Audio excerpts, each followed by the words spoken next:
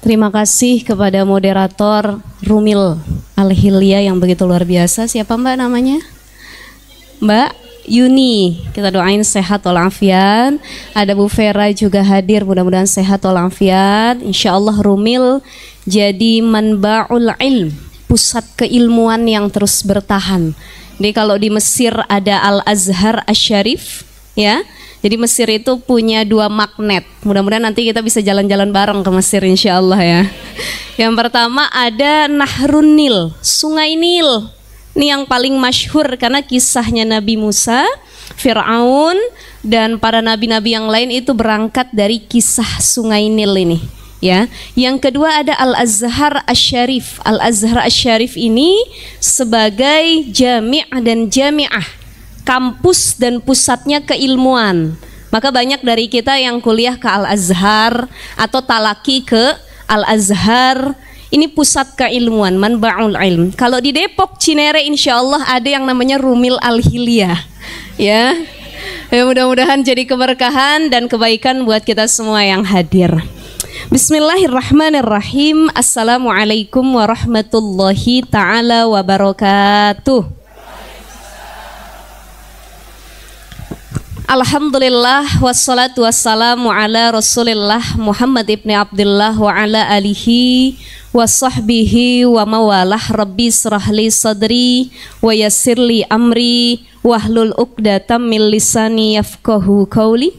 Allahumma inna na'udzubika min hamazati syayatin wa na'udzubika rabbi ayyahdurun. Sadaqallahul azim wa sadaqa rasulun nabiyyu habibul karim. Subhanaka la ilma lana illa ma'allamtana innaka antal alimul hakim. Amma ba'd. Ibu-ibu sekalian, para jamaah Rumil, baik yang hadir di tempat langsung ya secara offline maupun yang online menyaksikan via YouTube, mudah-mudahan semua sehat walafiat. Yang paling penting lisannya yang sehat. Ya. Kemudian kantongnya juga sehat. Karena ibu-ibu biasanya sakit gara-gara 2 hal.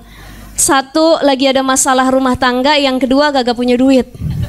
Tuh kelihatan tuh diemnya sakitnya ya. Ini insya Allah fisik kita mudah-mudahan sehat, mental kita sehat, rizki kita sehat, yang paling penting kita punya lisan juga sehat.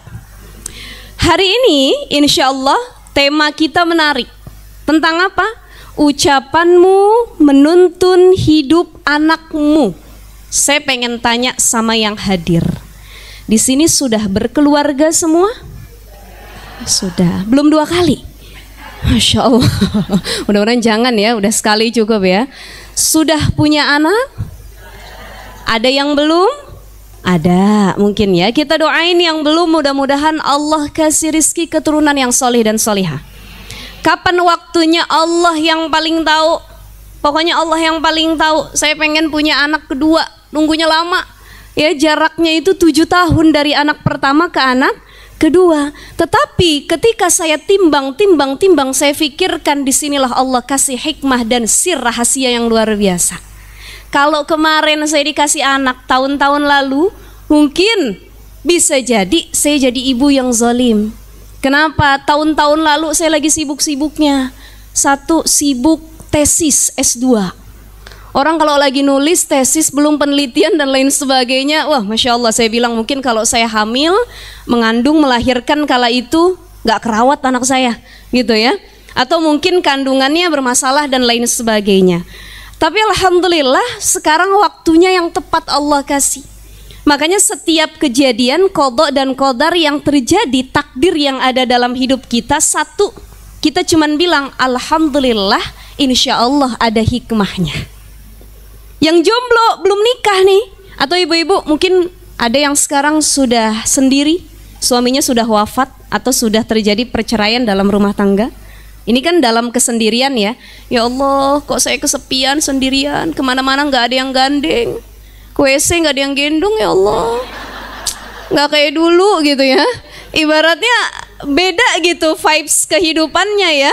Kemudian suka menyalahi takdir Allah. Kembali lagi, ya Allah, alhamdulillah. Mungkin saya dikasih sekarang sendiri dulu untuk lebih memperbaiki diri saya, untuk lebih bermuhasabah diri. Apa kata Umar bin Khattab? Umar bin Khattab bilang, hasibu qabla an tuhasabu. Muhasabah, banyakin komentarin diri kamu, kritik diri kamu, lihat kekurangannya. Jangan lihat kekurangan orang mulu. Kita lebih pintar ngomentarin hidup orang lain, diri orang lain daripada diri kita sendiri. Orang lain semua dari atas ujung kepala sampai ujung kaki semua kita komentarin. Baru datang ke majelis ta'lim ada yang masuk, assalamualaikum. Kenapa? Jilbabnya nggak sama kayak bajunya. Gimana sih nyocokinnya tuh katanya. Masa begitu riasan wajahnya? Semua kita komentarin. Tapi giliran diri kita sendiri, kita lupa untuk berkomentar. Makanya kata Umar bin Khattab, muhasabah, mengkritik diri sendiri, memperbaiki diri itu bukan sehari, 2 hari, 3 hari, 4 hari. Bukan setahun sekali ketika masuk tahun baru, ketika ba'da Ramadan, setelah Ramadan, tapi tiap malam, tiap hari. Saya pernah ceritain tuh, ada kisah dulu suami saya ceramah daerah Kalimantan. Ya, ada seorang ulama, ini terkenal di daerah ini nih ulama, masya Allah solehnya bukan main. Bahkan wafatnya pun husnul khatimah dan wafat dalam keadaan yang dicemburui oleh kita semua. Kita semua pengen wafat hari Jumat. Orang yang wafat hari Jumat itu terhindar dari azab kubur, salah satu keutamaannya. Ya ini hari apa? Selasa, berapa hari lagi? Udah siap apa belum? Belum ya, kalau bisa jangan Jumat ini ya. Insya Allah Jumat nanti deh kalau udah punya cucu anak pengennya begitu. Tapi nggak tahu takdir Allah, kalaupun harus wafat mudah-mudahan husnul khatimah. Ini ada seorang ulama, kiai, dia meninggal hari Jumat, lagi sujud sholat Jumat, lagi jadi imam sholat Jumat. Suami saya silaturahim ke rumah istrinya, Bu Nyainya ini. Nanya, ini kebetulan ulama senior, udah tua gitu ya. Ditanya, Bu Nyai, apa amalannya kok Pak Kiai? Masya Allah, itu saya pasti ceritain suami saya tuh jadi kayak ketampar sendiri gitu ya Bu ya. Ini jadi reminder buat kita. Kok bisa meninggalnya itu dalam keadaan yang Masya Allah, kita semua kadang-kadang pengen begitu kan belum tentu ya. Orang meninggal sesuai dengan kebiasaan. Kebiasaan dia gosip. Lagi gosipin orang meninggal jantungan. Hati-hati ya, kebiasaan kita fitnah orang, lagi jelek-jelekin orang, tiba-tiba darah tinggi, meninggal, langsung dibawa ke rumah sakit. Jadi orang itu wafat sesuai dengan kebiasaan sehari-harinya. Kebiasaan kita apa? Kebiasaan kita baca Quran, menghatamin Quran, datang taklim ya, kemudian berbuat baik, bersedekah, mudah-mudahan wafatnya pun dalam keadaan yang baik nanti. Ini ditanya, apa amalannya Bu Nyai? Kata Bu Nyainya bilang, Ustadz, amalan suami saya itu sebenarnya cuma 2. Apa itu? Jadi kalau sebelum tidur suami saya itu nggak pernah mau memejamkan matanya sebelum dia melakukan 2 hal ini. 1, kalau sebelum tidur dia duduk di atas tempat tidur, dia nangis. Nangisnya tuh apa? Minta ampun sama Allah. Astaghfirullahaladzim wa atubu ilaih. Allahumma anta rabbi la ilaha illa anta khalaqtani wa ana abduka wa ana ala adika, ya sampai akhir. Dia minta ampun, ya Allah, kalau aku berbuat dosa kepadamu hari ini, ampuni dosaku ya Allah. Kalau aku hari ini berbuat dosa kepada orang lain, aku minta ampun juga, aku akan minta maaf keesokan harinya. Itu yang pertama. Yang kedua, ya Allah, kalau hari ini ada orang lain yang berbuat dosa kepadaku atau membuat hatiku sakit, aku maafkan ya Allah, ridho lillahi ta'ala, aku gak pengen punya dendam, penyakit hati. Jadi yang bikin orang tidur gak nyenyak itu ternyata penyakit hati. Betul gak? Ibu, sering gak kita tidur gak nyenyak? Ada orang kasurnya empuk, AC-nya menggigil dingin bukan main. Belum lagi pakai pewangi ruangan, bagus kamarnya seperti hotel, tapi tiap malam dia harus minum pil tidur, obat tidur. Kenapa? Hatinya yang bermasalah, hatinya yang gak tenang, ada dunia yang terlalu dia kejar. Kita mau tidur gak nyenyak sampai tengah malam, ya Allah, kata suami, kenapa sih mah? Itu tetangga habis bangun rumah Pak. Kesel bener katanya, ya Allah, kapan sih kita begitu? Gelisah kita tiap malam. Kenapa? Penyakit hati, iri, dengki, dendam, mikirin kesalahan orang lain kepada kita. ya, mikirin kejahatan orang lain kepada kita, nggak ada habisnya. Akhirnya apa yang terjadi? Hati kita sulit memaafkan dan sulit mendapat hidayah kebaikan. Ini ulama ini kalau sebelum tidur dia plongin hatinya, dia bilang, ya Allah, aku ridho, aku ikhlas, siapapun yang nyakitin aku, siapapun yang zalimin aku, siapapun yang berbuat dosa, aku maafin. Dah, kelas, saya nggak punya musuh, saya nggak mau dendam. Tuh, yang pertama, maafin orang sama minta maaf sama kesalahannya hari itu. Yang kedua, amalannya apa tuh? Ustazah, Ustadz begini, suami saya tuh kalau sebelum tidur ngajarin saya, itu suami istri harus saling cium tangan, maaf-maafan, cipika-cipiki. Kenapa? Karena tidur itu adalah setengah dari kematian.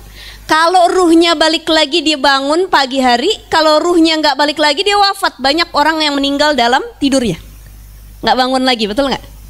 Makanya ini ulama amalannya bagus. Dan ternyata para ulama-ulama soleh lain yang lain juga banyak yang mengamalkan hal ini. Kalau sebelum tidur saling minta maaf sama pasangan. Ustazah, kenapa kudu pasangan? Kadang saya gengsi lagi berantem sama suami, masa saya cium tangan di atas tempat tidur? Karena pasangan orang yang paling sering kita berbuat dosa sama mereka. Hidupnya tiap hari kita ke WC, wajah dia yang kita temuin. Betul ya Bu ya? Masuk kamar, dia lagi mukanya nih. Nonton TV, ya Allah, nggak ada yang lain apa? Kata kita. Kadang-kadang tuh ya. Nah itu kan pasangan tiap hari, tiap waktu, tiap jam ketemu. Maka orang yang sering kita berbuat dosa sama mereka juga pasangan. Suami sama istri, istri sama suami. Maka alangkah baiknya suami istri sebelum tidur itu harus saling maaf-maafan. Nanti pulang dari sini ibu-ibu kita amalin malam ini. Ya, kita mau tidur, dandan dulu yang cantik, ya, pakai wangi-wangian, bilang, manggilnya pun harus dengan panggilan yang baik. Ayang, beb, gitu ya. Kata suaminya, istri gue kesurupan apa? Tumben-tumben. Masya Allah ya. Kalau biasanya manggilnya ayah, bapak atau bagaimana ya, yang ambil tangannya. Karena sentuhan suami istri lillahi ta'ala itu dapat menggugurkan dosa-dosa. Makanya kalau lagi ada suami di rumah, jangan sampai jarang physical touch, jarang sentuh. Ini banyak ibu-ibu yang sama suami sendiri sombong bener. Apalagi kalau dia lagi menstruasi, haid. Ya Allah, dia haid 15 hari. 15 hari itu suaminya nggak boleh nyentuh dia sama sekali. Hati-hati, dosa apa enggak? Dosa atau tidak? Emang kalau lagi haid nggak boleh disentuh sama suami? Boleh. Kalau belajar fikih Islam dalam berbagai macam kitab fikih, ada Kifayatul Akhyar, Fathul Qarib, Nailur Raja dan lain sebagainya. Perempuan lagi haid memang nggak boleh dideketin, tapi hanya dari pusar ke bawah. Dari pusar ke atas halal. Hati-hati, jangan sombong sama suami. Lagi haid dipeluk, lagi haid kok. Dipegang tangannya doang, aku lagi haid dibilangin. Emang kenapa? Cuman dipegang doang tangannya, ya kan? Halal nggak? Halal. Yang haram adalah istimta. Berhubungan suami istri itu baru haram. Area pusar ke bawah. Jadi kalau area pusar ke atas, suami tetap ingin bersenang-senang dengan istrinya, kita bilang, ayang beb silahkan, ini milikmu, ini halal untukmu tuh. Ya, itu yang harus dilakukan. Baik, jadi maaf-maafan, pulang dari sini malam, kita ambil tangan suami, kita bilang, yang maafin, hari ini kesalahan mama, maafin, sampai kita nangis. Ya, suami mungkin nggak terbiasa, ini kenapa sih, kok tiba-tiba minta maaf, nangis-nangis. Tapi jadikan itu kebiasaan, sampaikan. Yuk kita bikin kebiasaan ini ya. Kalau sebelum tidur kita minta maaf. Kenapa? Takut-takut nggak ada umur, besok pagi nggak bangun lagi. Kalaupun wafat istri yang sudah minta maaf sama suami, diampuni dosanya oleh Allah. Kenapa? Suaminya ridha. Suami wafat ketika pagi hari, istrinya udah maafin kesalahan, istrinya ridha. Nah, insya Allah mudah-mudahan itu jadi kebaikan buat kita semua. Baik ibu-ibu sekalian, panjang pembahasan kita nih ya. Jadi muhasabah diri, terutama lisan kita yang harus kita perbaiki. Ucapanmu menuntun hidup anakmu. Ada istilah begini, salamatul insan fi hifzil lisan. Selamatnya seseorang, manusia yang selamat adalah ketika dia mampu menjaga lisannya dengan sebaik mungkin.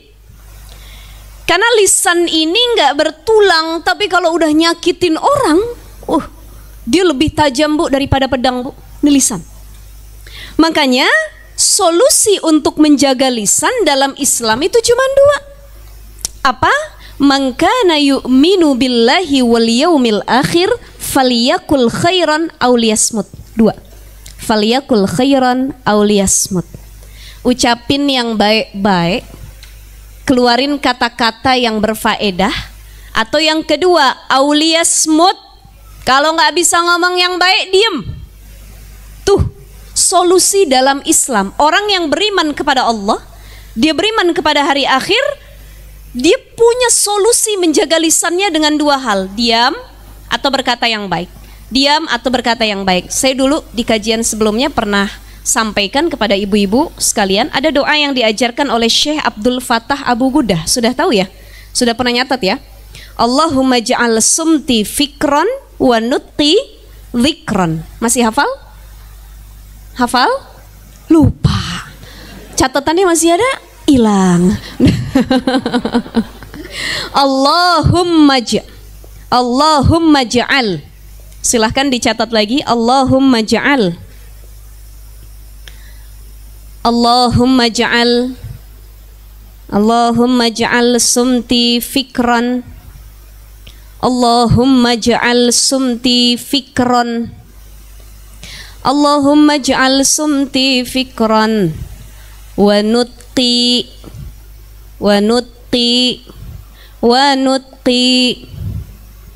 nutqi pakai qaf, nutqi. Nutqi itu artinya ucapan gitu ya. Wa nutqi zikran. Allahumma ja'al sumti fikran wa nutqi zikran. Allahumma ja'al sumti fikran wa nutqi zikran. Sudah? Artinya apa ya Allah? Allahumma ja'al sumti fikran, jadikan diamku ini berfikir. Menimbang dulu yang mau diucapin, difikirin dulu. Jadikan diamku berfikir. Ya Allah, jadikan diamku berfikir. Wa nutqi dzikron, jadikanlah setiap ucapanku adalah zikir, kebaikan yang keluar dari lisanku ya Allah. Ini kita baru bahas lisan, belum mustajabnya lisan seorang ibu. Yang hadir ibu dan calon ibu semuanya insya Allah. Ya, sudah dicatat ibu-ibu? Sudah hafal? Insya Allah boleh ditutup catatannya. Kita baca bareng-bareng. Allahumma ja'al sumti fikran wa nutqi dzikran. Allahumma ja'al sumti fikran wa nutqi dzikran. Bareng-bareng.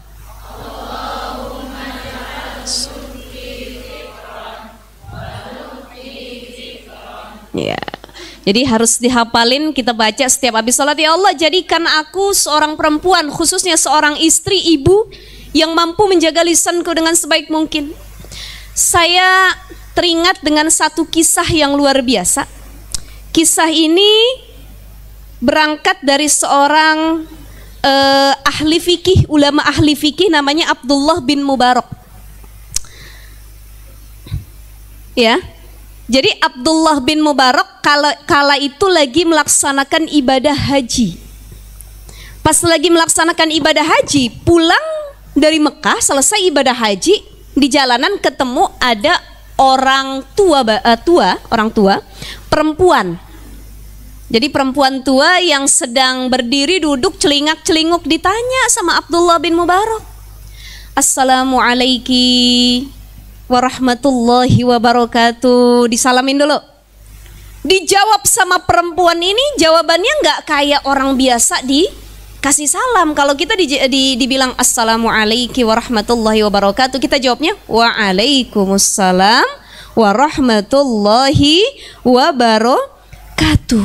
Tapi apa jawaban dari perempuan ini? Salamun qaulam mir rabbir rahim. Itu ada dalam surah Yasin. Jadi jawabannya Al-Quran. Makanya ini diabadikan dalam satu kisah namanya perempuan yang berlisan Al-Quran. Di samping dia berlisan Al-Quran, dia hafal Quran.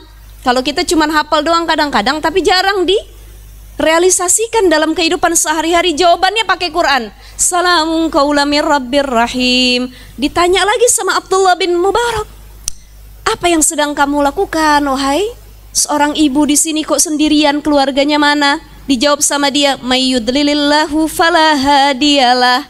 Dalam Al-Quran lagi. Artinya lagi tersesat.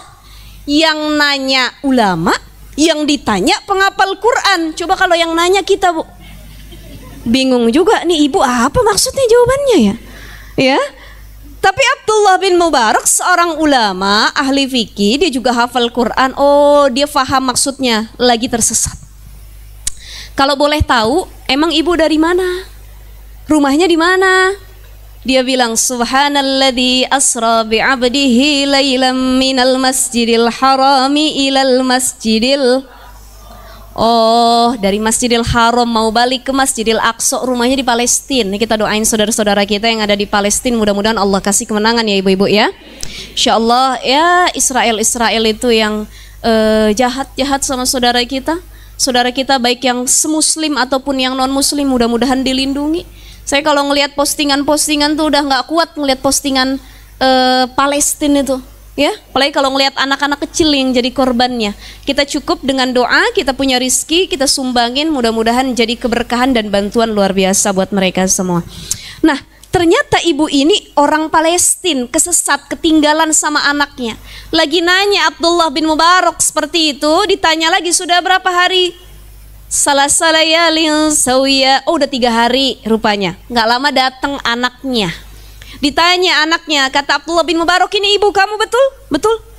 Kok dia jawabnya pakai Quran? Kata Abdullah bin Mubarak, ini nazar ibu saya. Dia bilang ketika dia sudah hafal Quran, dia tidak akan lagi berbicara kecuali yang keluar dari lisannya adalah Al-Quran. Kenapa? Saking iffah, saking menjaga, dia nggak mau yang keluar dari lisannya tuh nyakitin orang. Dia nggak mau yang keluar dari lisannya itu adalah perkataan yang buruk, makanya dia berjanji yang keluar adalah Al-Quran. Kira-kira kita yang hadir bisa begitu nggak? Insya. Jadi kalau ada yang nanya jawabnya pakai Quran. Kita nyari dulu ayat berapa, juz berapa. Tapi insya Allah kita setelah dengar cerita ini mudah-mudahan jadi inspirasi yang luar biasa.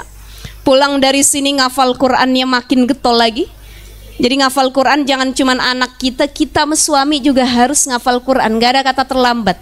Udah hafal, jangan sekedar jadi hafalan, tapi diaplikasikan melalui lisan kita. Mudah-mudahan kita yang hadir juga berlisan Al-Quran. Amin ya robbal alamin. Jadi itu, cukup diam atau berkata yang baik. Berkata yang baik sebagaimana tadi usaha yang dilakukan oleh seorang perempuan tua yang ditemukan oleh Abdullah bin Mubarak. Atau diam aja. Orang ada yang gibahin orang, kita diam. Tapi banyak orang yang gak mau ikut gibah, dia duduknya samping orang yang lagi gibah. Betul ya? Saya emang gak mau gibah, dosa. Tapi dia begini. Walaupun gak ikut ngobrol, gak ikut gibah, sesungguhnya dia juga mendengarkan gibah. Jadi untuk menghindari membicarakan orang lain, berkata yang buruk, harus ada ikhtiar dan proses yang luar biasa. Sulit, apalagi perempuan. Ini kan sering Dr. Aisyah Dahlan di sini ya. Dr. Aisyah Dahlan itu apa bilang? Menurut neuroscience itu kan perempuan dalam 1 hari bisa berbicara 17.000 sampai 20.000 ya, bahkan 20.000 kata. Jadi kalau nggak ngomong tuh rasa kita puyeng ya. Puyeng, emang fitrahnya kita doyan ngomong. Masya Allah. Jadi saya pas dengar, oh iya juga bener. Itu 20.000 kata perempuan yang bukan penceramah, Bu. Nah kalau penceramah berapa lagi tuh? Ya, lebih banyak lagi. Maka dari itu, kalau kita faham, kita tahu fitrah kita doyan ngomongnya yang baik-baik. Sama suami ngomong yang baik, sama anak ngomong yang baik. Kan perempuan ini punya tiga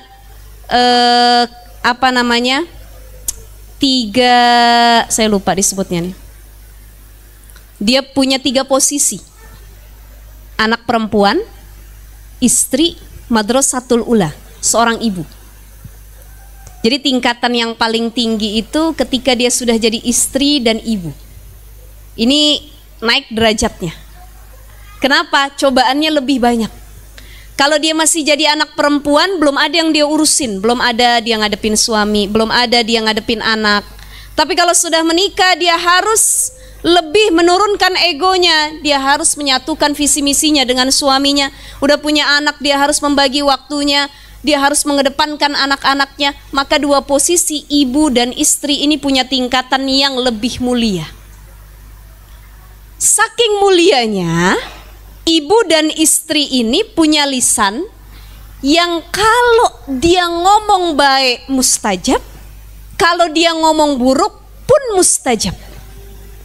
Silahkan dicatat ibu-ibu sekalian. Salah suda'awatin mustajabatun la syakka fihim. Ada 3 doa yang mustajab, nggak ada keraguan nih di doa ini. Siapa itu? Yang pertama, orang yang doanya mustajab di hadapan Allah, da'watul mazlum, orang yang dizolimi, orang yang mendapat kezoliman. Tuh, da'watul mazlum, ya, orang yang dizolimi. Yang kedua adalah wa da'watul musafir, orang yang sedang dalam perjalanan. Itu kalau dia doa mustajab. Yang ketiga wa da'watul walid ala waladihi, doa orang tua kepada anaknya, wabil khusus seorang ibu. Ya. Jadi 3 orang yang doanya mustajab. Siapa saja ibu-ibu? 1, orang yang sedang dizolimi. Yang kedua, orang yang sedang dalam musafir atau perjalanan. Yang ketiga, doa orang tua kepada anaknya, wabil khusus ibu kepada anaknya. Saya teringat satu kisah yang luar biasa. Oke, kalau doa orang yang terzolimi kita sudah paham betul. Ibu-ibu kalau lagi dizolimi sama orang lain, wabil khusus sama suami sendiri, doain yang baik-baik. Jangan yang nggak baik. Suami nyakitin kita, ya Allah saya dizolimin sama suami saya doakan suami saya besok di PHK ya Allah dari kerjaannya. Akhirnya suami nggak bisa nafkahin, nggak punya uang, ekonomi morat marit. Kesalahan siapa? Salah satunya doa dari istrinya. Hati-hati doa orang dizolimi. Udah dia istri dizolimi lagi. Wah, itu harus pintar-pintar memilih doa. Kemudian doa orang yang sedang dalam perjalanan. Kenapa? Ini mustajab juga. Dia letih, kadang-kadang dia nggak punya bekal, kadang-kadang dia habis bekalnya di perjalanan, kadang-kadang dia menemukan banyak masalah dalam perjalanannya. Ini mustajab juga. Apalagi sudah musafir, fisabilillah, dia sedang tolabul ilmi, belajar. Wah, masya Allah, ini mustajab luar biasa. Ya, maka jangan sepele sama doa para santri. Doanya anak-anak yang lagi belajar di pondok pesantren itu mustajab. Nunggu kiriman emaknya dia sabar. Betul ya? Ngutang sama temennya dia sabar. Mau makan kehabisan lauk dia sabar. Ya Allah, dia sedang dalam perjalanan, tapi perjalanan menuntut ilmu. Ini mustajab. Yang ketiga adalah da'watul walid ala waladihi, doa orang tua kepada anaknya. Ada kisah yang masyhur dan populer. Dulu ada seorang abid, ahli ibadah, dia juga ulama, namanya Syekh Jurej. Jadi Syekh Jurej ini ibadahnya bukan main bu, masya Allah, rajin sekali, maka disebut abid, ahli ibadah. Tapi satu ketika dia dapat fitnah di akhir hidupnya.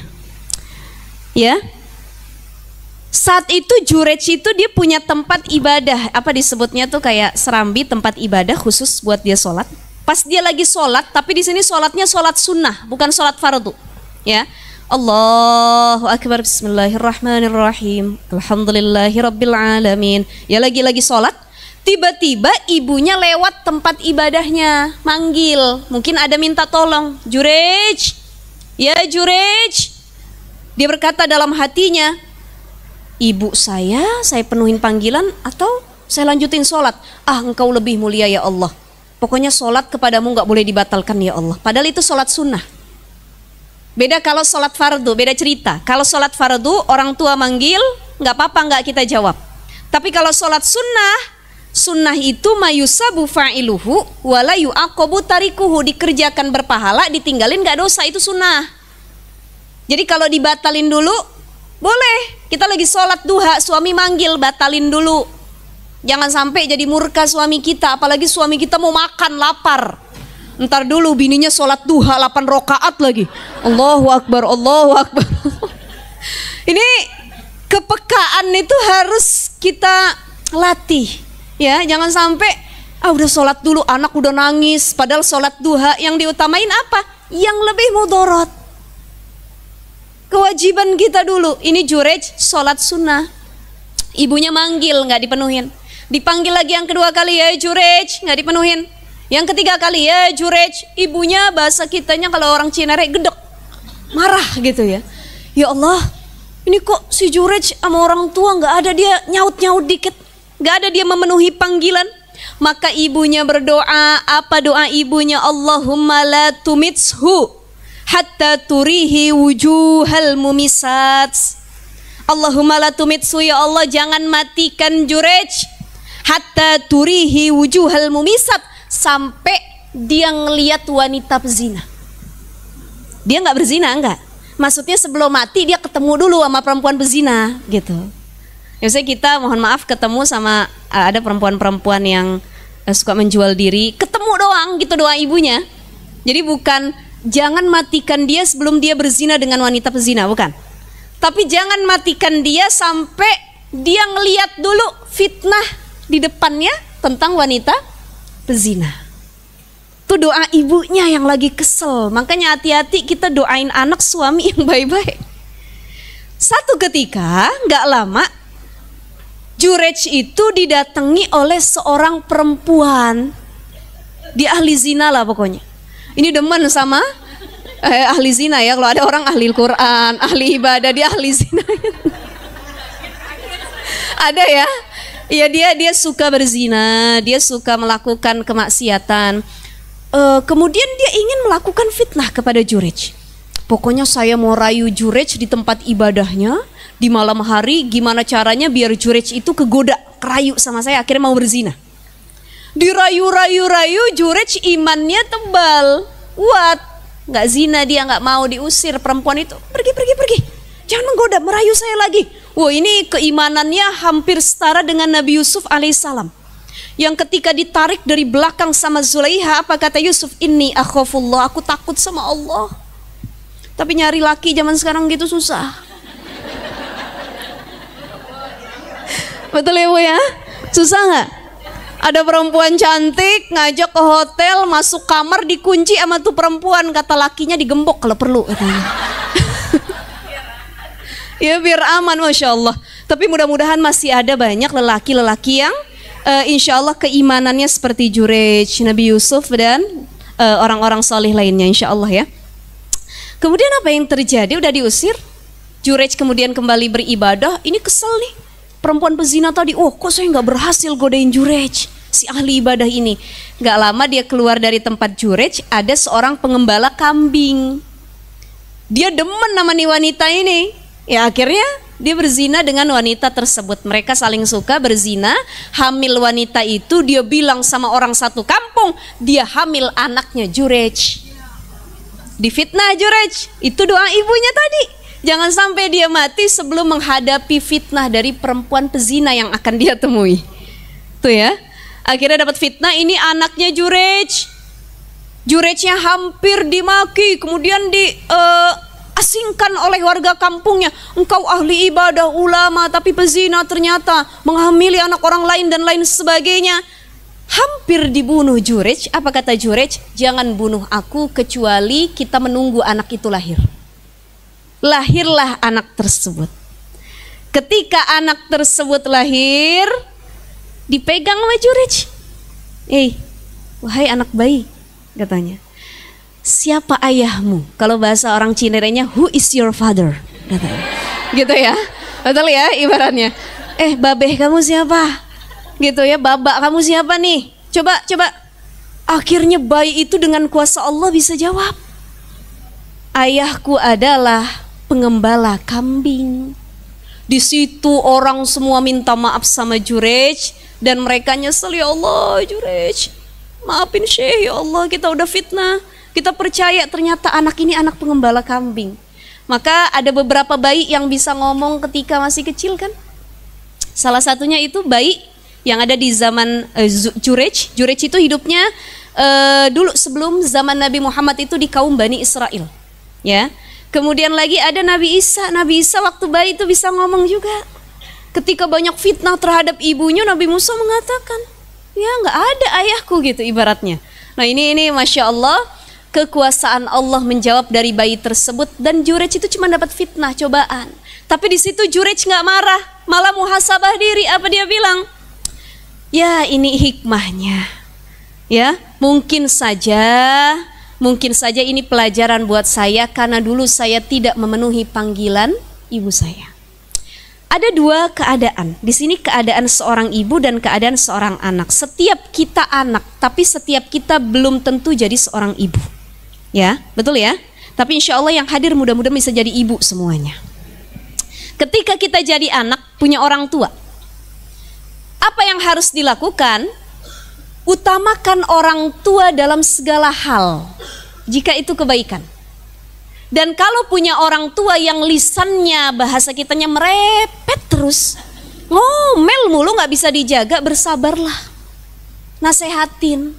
Ada pertanyaan masuk gini, Ustazah, ya Allah saya punya orang tua yang demennya itu ngutuk anak mulutnya.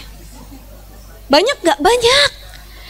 Apalagi kalau kita punya orang tua, dia sudah tua renta, sakit, nggak bisa apa-apa, ya, itu terkadang kembali seperti anak kecil, ujiannya lebih besar. Ada aja kesalahan anaknya lupa mandiin dia, anaknya telat ngasih makan, dikutuk sama ibunya, kamu anak durhaka, kamu anak gak sayang sama ibu dan lain sebagainya. Sering kita temukan ibu-ibu yang tidak bisa menjaga lisannya kepada anak-anaknya. Maka kalau marahnya yang baik. Coba lihat, orang-orang Arab itu kalau marah sama anaknya, apa yang mereka ucapkan? Allah yahdik, katanya. Allah yahdik. Jadi kalau ada orang ngucapin Allah yahdik sama kita, sebenarnya itu lagi marah. Tapi doain yang baik. Mudah-mudahan Allah kasih petunjuk buat kamu. Allah yahdik. Itu orang Arab begitu. Kita pun sama anak kalau ngomel yang baik. Ya Allah, mudah-mudahan jadi presiden Indonesia kamu tahun depan. Ya. Itu kan doain anak kita ya. Mudah-mudahan jadi hafiz Quran kamu. Mudah-mudahan jadi imam Masjidil Haram kamu. Tuh, doa ibu yang baik. Jangan anak kita kelakuannya kayak setan, kita panggilnya setan. Bang setan kamu nih, kata kita. Nauzubillah min dzalik. Ada orang tua yang ngatain anaknya dajjal. Ada lagi, saya belum lama ceramah daerah kajian itu daerah Tangerang Kota kemarin. Ada ibu-ibu nanya, Ustazah, saya tuh punya suami kelakuannya dajjal katanya. Terus saya suka manggil dia tuh dajjal, saya bilang. Kata dia gitu. Saya bilang, Bu, seburuk-buruknya pasangan kita jangan pernah manggil dia dajjal. Karena dia gak bakal sedajjal yang sebenarnya dajjal gitu ya. Atau kita manggil Firaun kamu katanya. Hati-hati, kalau suami kita Firaun yang diabadikan dalam Al-Quran bukan Firaun dan Asia, tapi kita orang Cinere yang diceritakan dalam Al-Quran. Nah itu hati-hati, lisan kita keluarnya yang baik-baik. Ini Jurej, salah satunya bagaimana bentuk lisan seorang ibu kala itu. Atau Imam Sudais, Yang kalau kita umroh atau haji sering dengar tuh ya, itu jadi imam sholat maghrib. Saya belum lama kemarin 2 minggu yang lalu baru pulang umroh, Masya Allah, mudah-mudahan ibu-ibu semua nyusul nanti ke sana. Itu tiap maghrib Syekh Sudes tuh ngimamin tuh, ya Allah enak banget suaranya. Ini kalau kita ngelihat track recordnya, riwayatnya, waktu kecil pernah disumpahin sama ibunya. Tapi sumpah ibunya apa? Idhab enta ilal masjidil haram imamun hunak. Sudes, pergi kamu ke Masjidil Haram, jadi imam kamu di sana. Tuh marah ibunya, diusir anaknya, suruh jadi imam di Masjidil Haram. Ternyata jadi doa. Ibu-ibu kalau ngomel sama suami sama anak, oh yang baik-baik pokoknya. Gitu ya. Doainnya yang baik-baik. Anak lagi tidur, suami lagi tidur, sekesel-keselnya kita, doain yang baik. Pandangin wajah suami kita, ya Allah, kalau bukan karena dia, siapa yang nafkahin saya sampai hari ini? Kalau bukan karena dia, siapa yang bantu saya ngurus anak-anak sampai hari ini? Ya Allah, ini laki-laki yang terbaik yang Allah kasih. Ya, cium keningnya, bacain doa ubun-ubunnya. Jadi jangan bayi doang yang didoain. Suami juga sering didoain ubun-ubunnya. Ya, lagi tidur suaminya kaget. Siapa yang niup ubun-ubun? Gitu ya.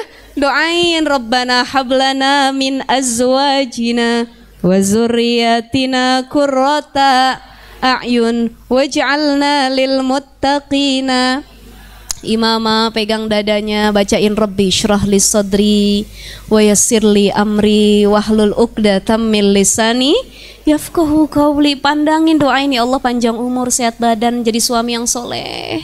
Jangan sampai kita mandang suami pas tidur, aduh empet bener ya Allah lihat muka nih laki. Kalau bisa jangan bangun lagi dah nih katanya. Hati-hati. Jangan sampai doanya yang tidak baik, karena lisan kita mustajabun. Apa kata Nabi? Ummuka, ummuka, ummuka. Karena perempuan dapat keutamaan yang luar biasa. 1, 3 tingkatan lebih banyak dari seorang ayah. Yang kedua, perempuan mengandung, melahirkan, menyusui. Yang ketiga, perempuan dikasih rahim. Nih, tempat ngandung bayi, laki-laki nggak ada. Jadi laki-laki kalau pengen lebih cinta sama istrinya, coba kita bawa kelapa 2 biji di perut. Kita tahu rasanya tidur madep kanan pegel, madep kiri pegel, tengkurap kagak bisa. Ibu ya, makan susah, ngidam, berabe dan lain sebagainya. Ini perjuangan seorang ibu, ini keutamaannya. Maka dari keletihan, kesusahan seorang ibu menjalankan perannya, Allah kasih kelebihan da'watun mustajabatun, lisannya mustajab. Maka yang baik-baik, ya Allah, jadikan anak saya ahlul Quran semuanya. Jadikan anak saya ulama-ulama yang akan datang. Jadikan anak cucu keturunan saya orang-orang solih semuanya, ya Allah. Kenapa? Lisan kita menuntun bagaimana hidup anak kita selanjutnya. Ya. Jadi insya Allah yang hadir mudah-mudahan nggak sembarangan lagi kita semua lisan kita. Amin ya robbal alamin. Itu ya. Maka sekali lagi ibu-ibu, seorang anak ketika dia tumbuh ada 2 hal, faktor yang mendukung. Ada faktor nature, yang kedua kultur. Nature, anak tumbuh alamiah. Bayi nangis alami atau bukan? Fitrah bukan? Fitrah. Bayi bisa ngomong, tiba-tiba bisa bicara dikit-dikit, fitrah bukan? Fitrah. Tapi bicaranya, bahasanya kayak gimana, itu nature apa kultur? Budaya. Dan budaya paling fenomenal adalah bahasa seorang ibu. Anak ngomong kayak gimana ngikut ibunya. Kenapa? Yang paling sering ditemuin ibunya. Maka jangan aneh seorang ibu yang lisannya baik itu nurun sama anak. Ada ibu yang lisannya nggak baik disebut ibu yang durhaka. Kala itu ada seorang laki-laki datang kepada Umar bin Khattab. Wahai Umar, aku punya anak. Anakku durhaka. Panggil dulu anak kamu sini, kita tabayun. Anaknya datang, dia bilang, cerdas nih anak walaupun bandel durhaka ya. Wahai Umar, apakah yang durhaka itu cuman anak sama orang tua, atau orang tua juga bisa durhaka sama anak? Oh, orang tua juga bisa durhaka sama anak. Apa ciri kedurhakaan orang tua kepada anak? Kata Umar bin Khattab 3. 1, ketika dia tidak memilih pasangan yang baik. Kita nikah ibu-ibu, gak milih suami yang baik, suaminya bejat. suaminya nggak tahu agama, suaminya nggak bisa baca Quran, suaminya ahli maksiat. Hati-hati, kita udah menyiksa anak cucu keturunan kita karena memilihkan suami yang salah, memilihkan ayah yang salah.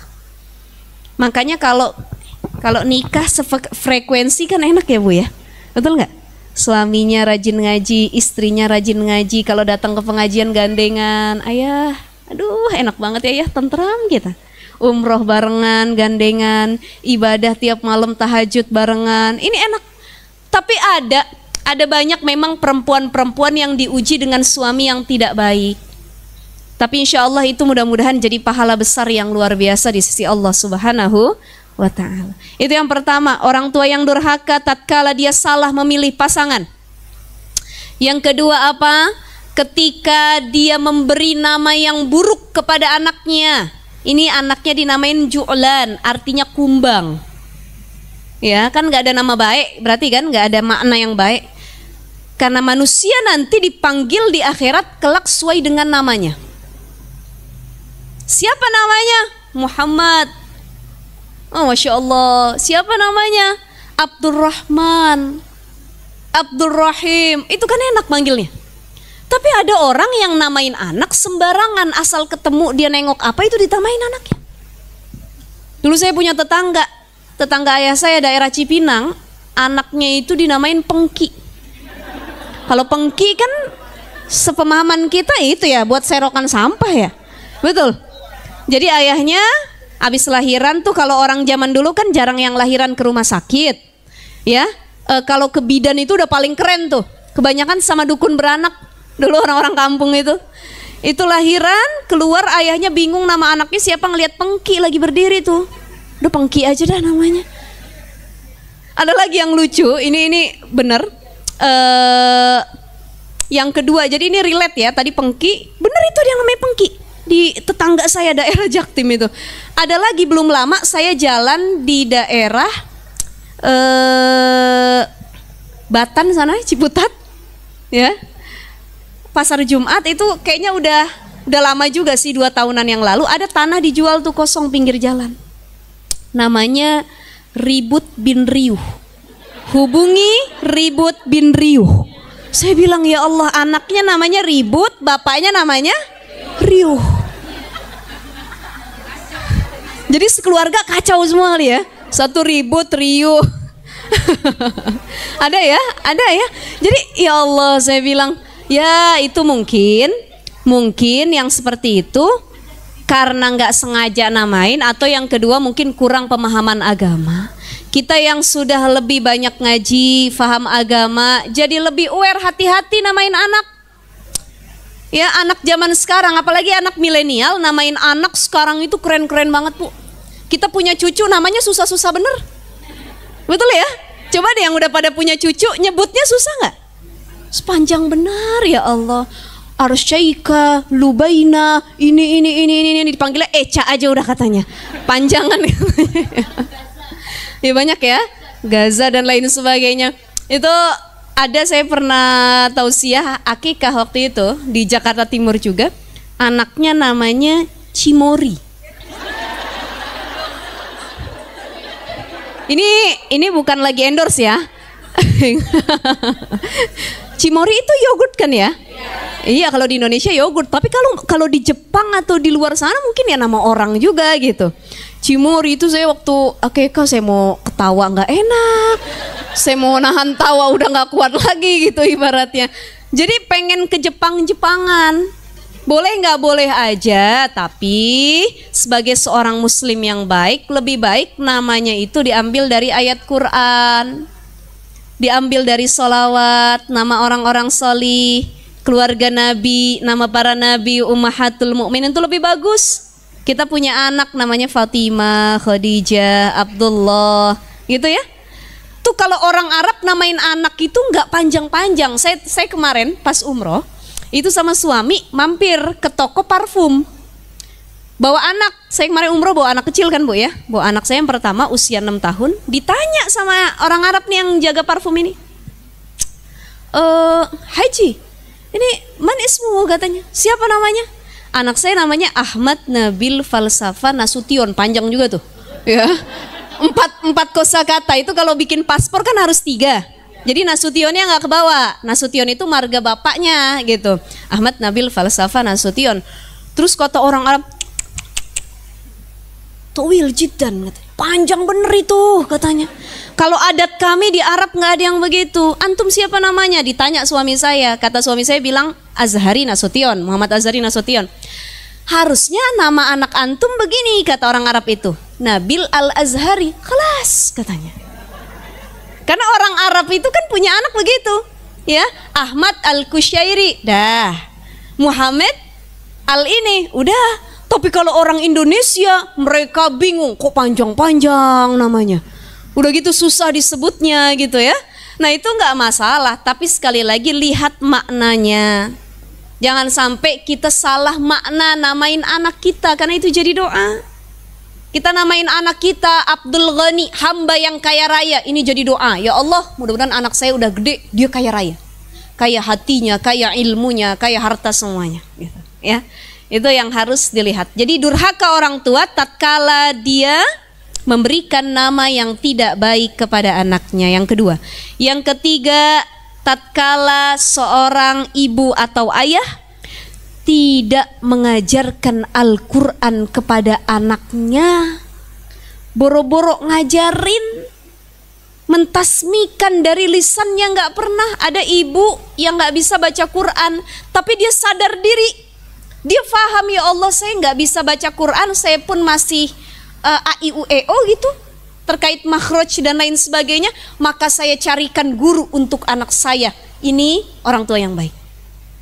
Ada orang tua yang udah kagak bisa ngaji, tajwidnya kagak bisa, makhrajnya kemana-mana, ngajarin gak bisa, anaknya mau ngaji kagak boleh, kemudian gak dipanggilin guru lagi. Wah ini orang tua yang durhaka, karena tidak ada ikhtiar atau usahanya untuk mengajarkan Al-Quran kepada anak-anak kita. Tuh, ada satu keluarga, ibu-ibu, saya lupa metodenya apa itu di Mesir itu. Jadi satu keluarga itu para penghafal Quran termasuk anaknya yang kecil-kecil, udah hafal 30 juz. Saya lupa metode apa namanya ya.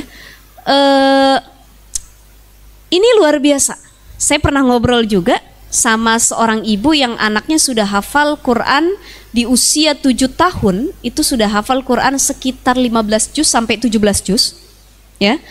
Kalau anak kita kan kadang-kadang usia segitu ya masih juz 30, ada yang tinggi-tinggi juz 29, 28, itu juga karena tuntutan sekolah dan lain sebagainya gitu ya. Ini udah hafal. Begitu ditanya, ternyata faktor terbesar anaknya bisa hafal Quran itu karena ibunya. Karena ibunya. Ibunya walaupun bukan penghafal Quran, bukan hafidhah, bukan hafiz, tapi ketika ngandung anaknya tuh demen baca Quran. Tuh coba tuh yang Hilya, hafiz RCTI yang pertama, kan dia hafal Quran tuh sekarang udah 30 juz. Adik-adiknya masih kecil pun udah hafal tuh berapa juz. Itu ibunya cerita, kata ibunya, Ustazah saya tuh waktu ngandung anak saya 1 bulan mengandung 1 kali hatam baca Al-Quran. Jadi 9 bulan kandungan 9 kali hatam. Bukan cuman Yusuf Maryam, Yusuf Maryam, Yusuf Maryam, Yusuf biar ganteng, Maryam biar cantik gitu. Begitu lahir anaknya jelek, dia marah-marah, nggak terima sama Allah. Ya Allah, saya tiap hari baca Yusuf Maryam, Yusuf Maryam, kok anak saya nggak sesuai ekspektasi saya. Dia datang ke ulama, ya, dia bilang ke guru, Ustadz, Ustazah kemarin suruh saya baca surah Yusuf Maryam, katanya biar mudah melahirkan. Saya pengen anak saya cantik kayak Maryam, ganteng kayak Yusuf, tapi kok jauh banget malah begini. Kata Ustadz sama Ustazahnya, coba lihat lakinya dah bu, kan anak nggak jauh turunan dari emak bapaknya katanya. Gitu ya. Ya biarpun kata orang anak kita kurang cakep, kalau kata kita emak bapaknya mah cakep aja udah ya bu ya. Betul ya. Sama kayak kita punya suami, kata orang, ih mau aja dia nikah sama itu sih katanya. Kalau menurut kita mah ya ganteng-ganteng aja, udah yang terbaik yang Allah kasih gitu kan ya. Nah itu jadi baca Quran jangan niatin buat ganteng sama cantik. Kalau nggak ganteng cantik sakit hati kita nanti ya. Pengennya apa? Solih, soliha, maka semua ayat Quran itu bagus dibaca. Tuh mereka mengandung 9 bulan 9 kali hatam. Ketika anaknya sudah lahir, lisan ibunya pun ikut andil. Jadi kata dia bilang, Ustazah, jadi kalau misalkan mau tidur malam, anak saya lagi tidur nih, itu kan belum deep sleep ya, belum yang tidur bener-bener nyenyak, masih kayak ngedenger suara dan lain sebagainya. Itu ibunya terus mentasmikan, terus memurojaah ayat Quran, walaupun cuma surat An-Nas tuh. Qul a'udzu birabbin nas, malikin nas, diulangin terus sampai 33 kali. Keesokan harinya tiba-tiba anaknya hafal. Kenapa? Dia dengar dari lisan ibunya. Murotal juga di setel terus, begitu habis subuh dibangunin sholat subuh, ayahnya yang ngulangin lagi. Oh, Masya Allah, ini kolaborasi yang epik, suami istri murojaahin depan anak-anaknya. Ya, jadi lisan seorang ibu itu yang paling fenomenal. Anak kita ngomongnya apa tergantung ibunya. Coba deh, anak kecil bisa ngomong tadi fitrah, betul ya Bu ya? Tapi yang diomongin kan gimana orang sekitar.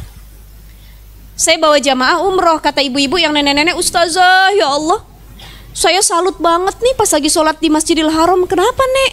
Ini anak-anak kecil pada pinter bahasa Arab katanya. Saya bilang, saya mau jawab susah gitu ya. Jadi dia godain anak kecil tuh, anak kecil ngomongnya bahasa Arab gitu. Saya kalah kok nih anak kecil pada pinter bahasa Arab. Saya bilang emang dia orang Arab, lahirnya di Arab. Kalau dia lahirnya di Jawa Timur juga bahasa Jawa. Ya, jadi anak bisa berbicara nature. Tapi kulturnya adalah orang-orang sekitar, dia ngomong bahasa Jawa, bahasa Sunda, bahasa Arab, bahasa Inggris, tergantung dari ucapan orang sekitarnya. Baik atau tidaknya, bagaimana orang-orang di sekitar, khususnya ibu, itu memberikan pengaruh yang sangat besar dari lisannya. Pengen anak kita baik, ucapin yang baik, tuntun dengan kebaikan, salah satunya melalui lisan kita. Kalau pengen anak kita buruk, ucap yang gak baik, sering kutuk, dan lain sebagainya. Ini maaf terakhir. Ya, ini udah jam berapa ibu-ibu? 11:30 ya. Maafin ya kelamaan ini. 11. Dikit lagi ya ibu-ibu ya. Mohon maaf udah pada pegel ya. Ini ya. Terakhir, kita kalau punya kita di sini yang hadir ibu semua. Kita jadi ibu udah tahu apa yang harus dilakukan, berarti harus lebih hati-hati menjaga lisan. Nyumpahin, ngutuk, kesel sama pasangan, sama anak harus lebih hati-hati, dijaga, di manage. Sekarang kalau kita jadi anak, kita punya orang tua yang doyan nyumpahin yang buruk-buruk, ngutuk anaknya. Ustazah, saya udah terlanjur dikutuk sama ibu saya, katanya kamu gak bakal kaya raya sampai mati katanya. Kata ibunya, saking kesel mungkin ibunya. Gimana Ustazah? Maka itu mustajab atau tidak? Mustajab atau tidaknya bisa dilihat dengan satu hal ini. Kita bertobat atau tidak, dan ada usaha minta maaf, insya Allah itu nggak dikabul karena buruk yang didoain. Tapi ketika kita disumpahin yang buruk sama ibu kita, dan kita bilang, udah biarin aja, saya emang nggak bakal kaya, saya nggak mau berbuat baik, udah disumpahin kok buruk sama ibu saya. Gak ada ikhtiar untuk merubah diri dan bertobat, disitulah doanya akan mustajab. Coba lihat iblis, ketika dia suruh sujud kepada Adam, apa dia bilang? Ana khairum minhu, khalaqtani min nar wa khalaqtahu min tin. Gak mau ya Allah, aku lebih baik dari Adam. Adam dari tanah diciptain, aku dari api. Padahal sudah ditegur sama Allah. Kata Allah, hei iblis, kok kamu gak mau sujud sama Adam? Udah keluar kamu dari surga. Marah nih Allah. Allah mengutuk, murka sama iblis. Di situ iblis tidak bertobat. Di situ iblis tidak mengakui kesalahannya. Malah dia apa bilang? Aku lebih baik kok, benar. Apa yang aku ucapin tuh benar. Tuh. Beda dengan Adam. Ketika Adam dengan Hawa dilempar ke bumi, diusir dari surga, apa yang dibaca oleh Nabi Adam? Rabbana dzalamna anfusana wa illam taghfir lana wa tarhamna lanakunanna minal khasirin. Itu dibaca terus, akhirnya dipertemukan dengan Hawa, diampuni dosanya oleh Allah Subhanahu wa taala. Maka ketika kita dapat kutukan, kemurkaan, keburukan dari orang tua kita, buru-buru minta ampun, minta maaf, bertobat. Ya Allah, jangan-jangan benar saya anak durhaka, jangan-jangan benar kesalahan yang saya lakukan. Minta maaf sama Allah, minta maaf sama orang tua, dan minta tolong untuk dicabut doanya kembali. Itu yang harus dilakukan. Jangan udah didoain, ya udahlah, udah didoain. Mau gimana lagi? Pasrah dia. Enggak, bertobat sebaik mungkin. Itu yang harus dilakukan kalau kita posisinya jadi seorang anak. Nah, insya Allah mudah-mudahan kita jadi anak yang dapat doa baik dari ibu kita, ayah kita. Kita jadi seorang ibu yang rajin mendoakan kebaikan. Mudah-mudahan lisan kita bisa dijaga dengan sebaik mungkin dan dapat menuntun hidup anak kita ke arah yang lebih baik lagi. Baik, saya rasa karena sudah jam 11 lewat, ada tanya jawab? Ada? Saya serahkan kepada moderator, silahkan. Bunda-bunda ada yang mau bertanya kepada Ustazah?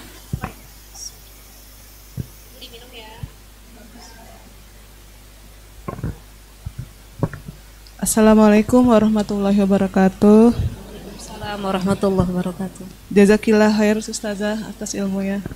Ini saya mau bertanya, kalau misalnya doa itu dari suami Ustaz, doa untuk anaknya yang tidak bagus. Kadang kan kita suka mendengar gitu, suami pulang misal capek atau melihat anaknya nakal pulang atau gimana, tiba-tiba dia doanya kurang baik gitu, dan sebagai istri tuh mendengar ya Allah, terus kita minta sama Allah, ya Allah semoga jangan dikabulkan gitu.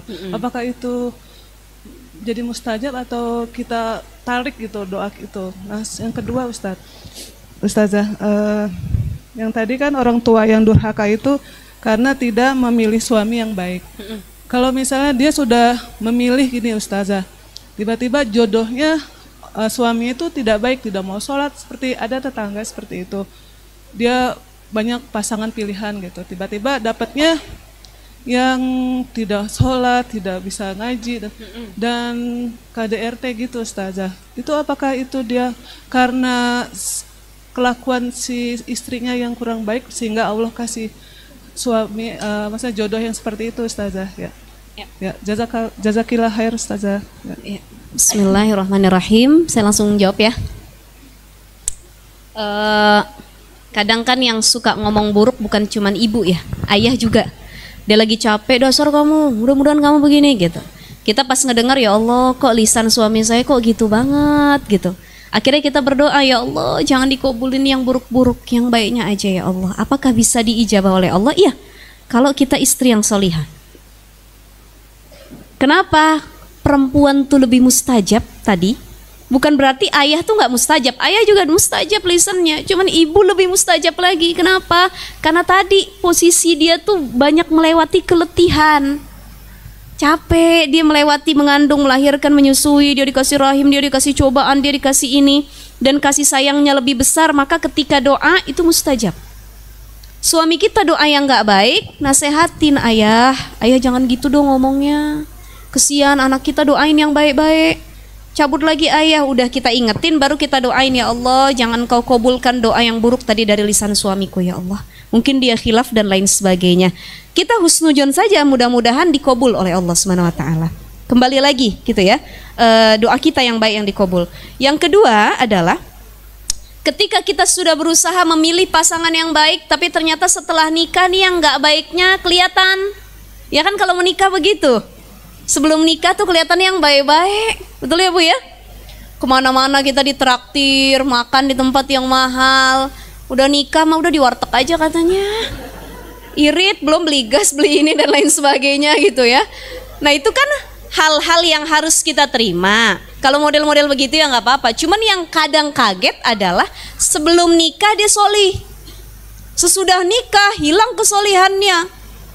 Tiba-tiba ahli maksiat, sholat nggak pernah, ngaji nggak pernah, KDRT kepada istri, berzina dan lain sebagainya. Ini kan yang bikin kita kaget. Maka saya sampaikan tadi di awal, ada perempuan yang sudah ikhtiar mencari suami yang baik, tapi Allah hadirkan yang buruk, bukan berarti itu gambaran dari diri dia. Walaupun Al-Quran mengatakan at-thayyibatu lit-thayyibina wa thayyibuna lit-thayyibat, al-khabisatu lil-khabisina wal-khabisuna lil khabisat, yang baik buat yang baik, yang buruk buat yang buruk, yang suka zina sama yang sering zina juga. Kebanyakan begitu, bukan keseluruhan. Tapi ada perempuan baik-baik, dia dapat laki yang nggak baik. Kenapa di sini Allah pengen menguji bagaimana kesolihan dan keimanan seorang perempuan tersebut? Tahan nggak ujian dengan laki-laki seperti ini? Bisa jadi yang nganterin dia ke surga suaminya yang dia bilang kayak Dajjal. Betul ya? Betul. Jadi ambil hikmahnya, terus berusaha nasehatin, ikhtiar. Kalau nggak bisa lewat lisan kita, minta lisan dari orang tuanya, minta nasihat dari orang tuanya. Orang tuanya nggak bisa juga, nggak mau didengerin. Orang-orang terdekatnya, saudaranya juga enggak. Guru spiritualnya biasanya sama guru lebih kena. Ajak ngaji, bawa ke guru. Tolong nasihatin suami saya. Nah itu salah satu ikhtiar yang bisa kita lakukan. Tapi kebanyakan memang orang itu berjodoh sesuai dengan gambaran dirinya. Ya, jadi kalau kita lagi ngomel sama suami kita, kok gini banget ya. Coba kita berkaca diri, takutnya kita juga begitu sebenarnya. Gitu ya Bu ya. Kita punya suami, ya Allah, suami saya pelit, bakhil, meregehese, selesai nih. Siapa tahu kita juga aslinya orangnya pelit sebenarnya. Itu gambaran kita lagi disuruh ngaca nih sebenarnya. Ya Allah, ke suami saya begini. Kita muhasabah diri. Aduh, mungkin ada yang harus diperbaiki dari diri saya. Ya, intinya mah begini Bu. Ada pernah satu kisah yang luar biasa. Itu saya baca waktu itu di kitab Dardir ya, tentang kitab Isra Mi'raj. Kisah seorang perempuan yang kalau mau ngapa-ngapain baca bismillah. Dia perempuan soleh, suaminya tidak soleh, bahkan durhaka kepada Allah. Kata suaminya, so alim banget sih jadi istri, sok soleha dan lain sebagainya. Adalah perkataan seperti itu. Istrinya bersabar, tetap menunjukkan akhlak yang baik. Satu ketika suaminya pengen ngerjain istrinya. Pengen tahu sih seberapa tinggi keimanan dia, sesoleha apa sih dia nih, kata suaminya. So alim dan lain sebagainya. Suaminya datang bawa duit, ditaruh dalam dompet. Wahai istriku, tolong simpan ini, nanti aku ambil lagi. Baik suamiku, kata istrinya. Dia masukin ke dalam laci dompetnya, dia baca bismillah. Bismillahirrahmanirrahim. Ditutup. Keesokan harinya diambil sama suaminya, dibuang ke dalam sumur yang dalam. Kata suaminya, gak ada lagi tuh yang bisa nolong kamu. Jangan sok alim deh jadi perempuan, jangan sok baik. Akhirnya setelah dia buang, disamperin istrinya. Wah istriku, kemarin ada gak dompet yang aku titipin dalamnya uang? Mana sini, aku pengen pakai. Oh ada wahai suamiku, sudah aku jaga amanah itu sebaik mungkin. Dia buka lacinya dengan ucapan Bismillahirrahmanirrahim. Allah kembalikan, Allah utus malaikat untuk mengambil kembali dompet itu, ditaruh dalam lacinya. Karena segitu yakinnya dia dengan kalimat Bismillah. Ibu-ibu jangan lupa mengawali apapun dengan Bismillah. Tapi kalau mau gibahin orang jangan Bismillah dulu.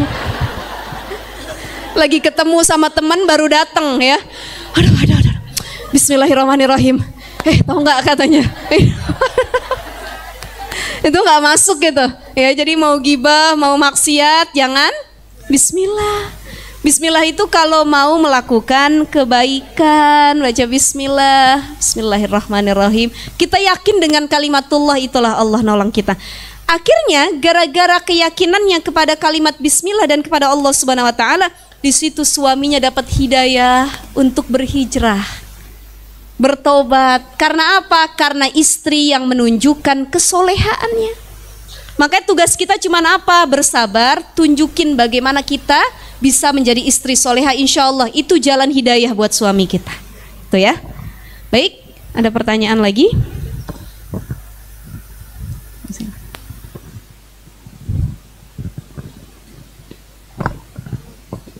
Assalamualaikum warahmatullahi wabarakatuh. Waalaikumsalam warahmatullahi wabarakatuh. Tadi seperti yang Ustazah bilang kan, salah satu orang tua yang durhaka itu kalau tidak mengajarkan anaknya yang baik-baik gitu ya. Kalau misalnya pasangan suami istri menunda untuk memiliki anak dengan alasan merasa belum mampu, menurut Ustazah gimana? Ya, baik. Ini terkenal dengan istilah child free. Ya, ini lagi rame nih, child free nih. Saya nggak mau punya anak. Bahkan ada salah satu influencer, dia mengkampanyekan child free tersebut. Ya mungkin kita nggak tahu alasan faktornya apa. Tapi beberapa yang saya baca, orang-orang yang punya prinsip child free itu artinya nggak mau punya anak bu, gitu. Ya udah jangan punya anak lu deh, atau nggak punya anak selama nikah. Itu satu, karena ketakutan mereka akan gen yang tidak sesuai dengan orang tuanya. Misalkan ibu bapaknya cakep cantik nih, ya. Kemudian ketika mereka punya anak, mereka tuh ketakutan. Takutnya anak saya pas lahir tuh fisiknya, gennya tuh nggak sama kayak orang tuanya. Insecure. Jadi ketakutan berlebihan, maka child free. Yang kedua karena faktor ekonomi. Ya Allah, saya belum siap deh punya anak. Kenapa? Saya takut nanti ngasih makannya pakai apa? Biayain sekolahnya gimana? Saya aja susah sama suami nih, gitu. Atau yang ketiga karena faktor penyakit. Mohon maaf, penyakit yang ada di rahim atau pada suaminya sehingga mereka nggak bisa punya anak, maka mereka punya prinsip child free. Ya, sebenarnya ya Islam nggak ngelarang kalau kita punya prinsip seperti itu, tetapi punya anak itu lebih berkah.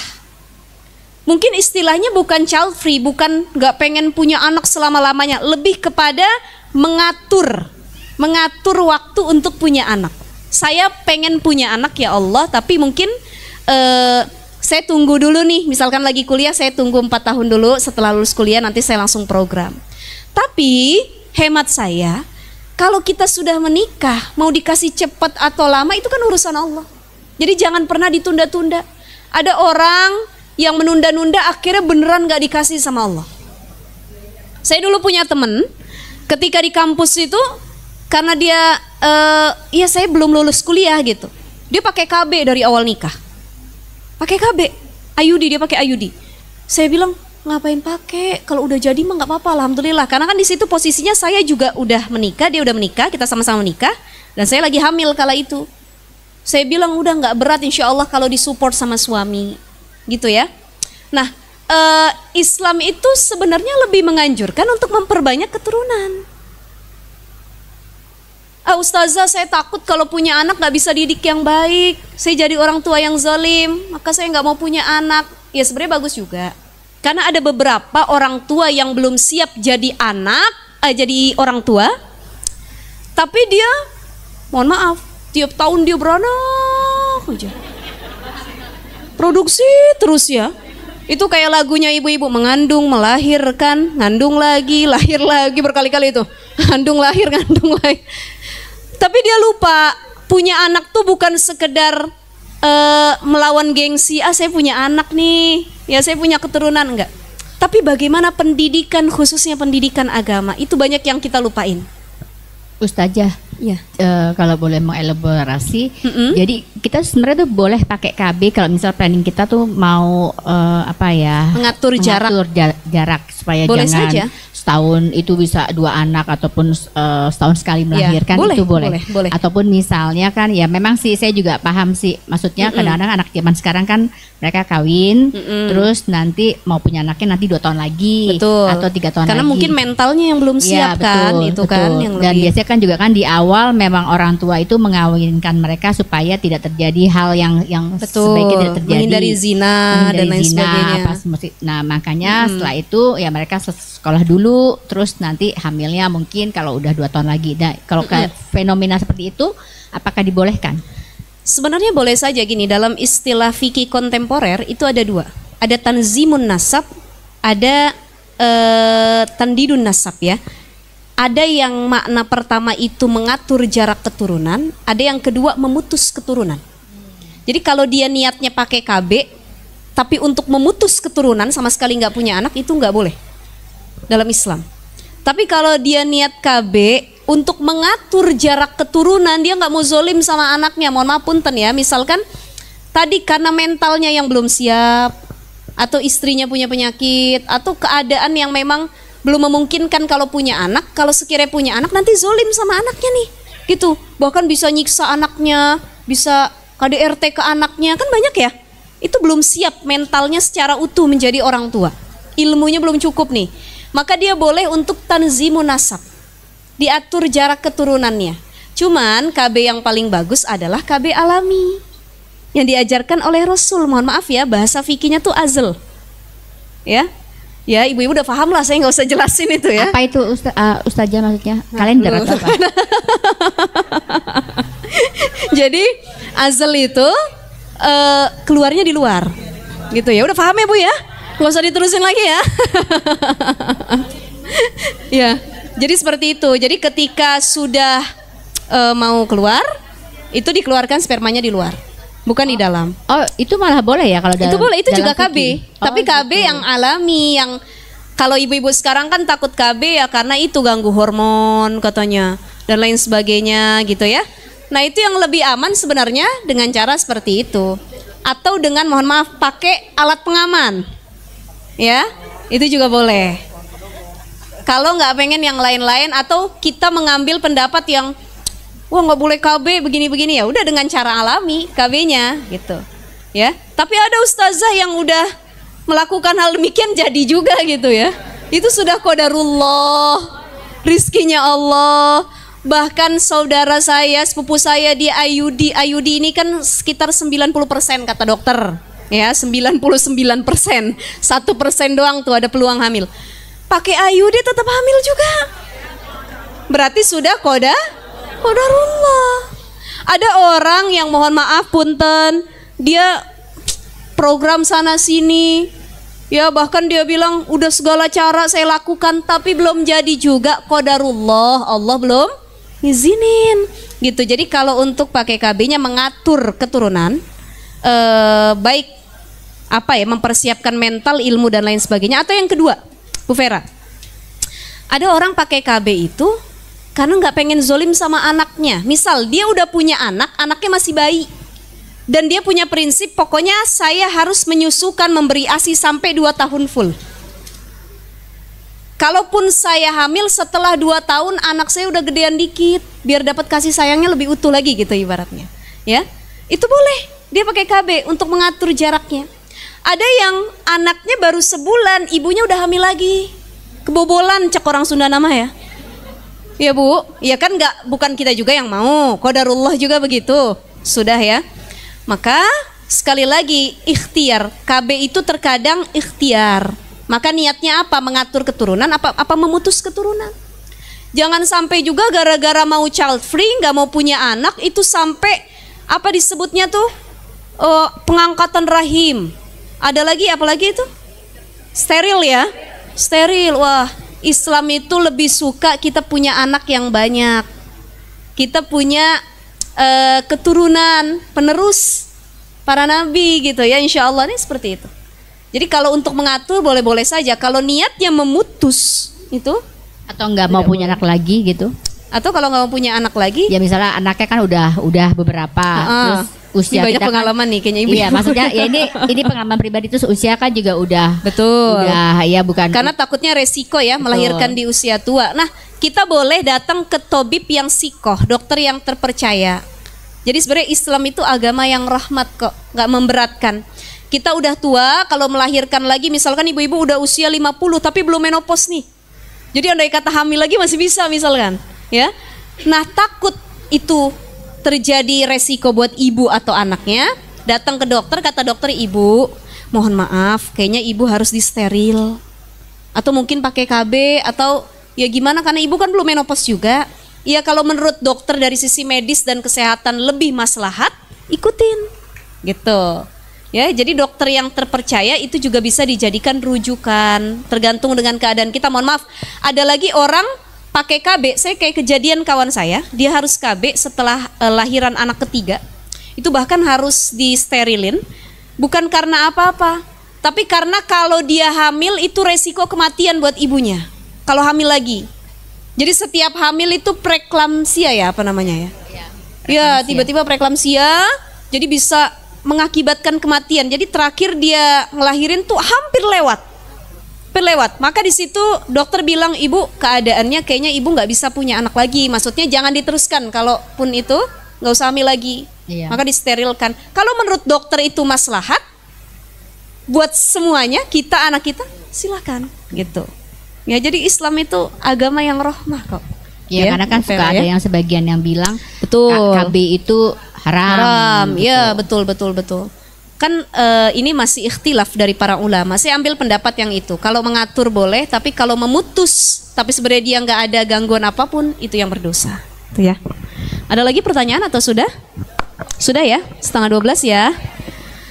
Baik.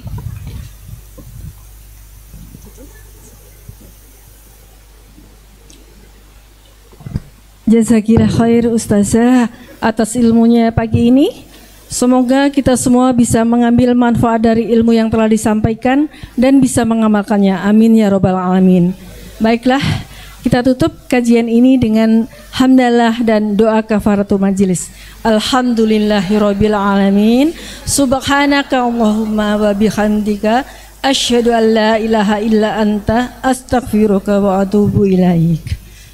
Assalamualaikum warahmatullahi wabarakatuh.